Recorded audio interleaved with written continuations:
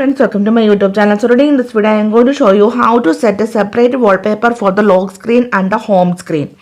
So this is the home screen. You can see the wallpaper. If you go to the lock screen, you can see this is the lock screen.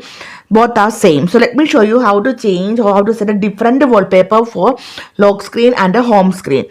For this, go to settings, tap on wallpaper and style, tap on change wallpaper, and you can select any wallpaper from here. You can see some folders, featured, gallery. If you want to select a wallpaper from your gallery, then you can select from here.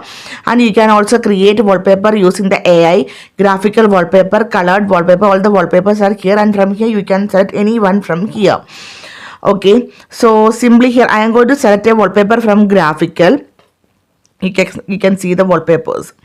So first of all, you need to select the wallpaper, and here you can see the option lock screen, home screen. So here I am going to select this wallpaper only for the lock screen. So here I am going to deselect the option home screen. Only select the option lock screen, tap on next, tap on done. Now let me show you. Now this is the home screen and this is the lock screen. So simply in this way you can set a separate wallpaper for the lock screen and the home screen. So hope you guys enjoy this video. Thank you for watching. Thank you. Bye bye.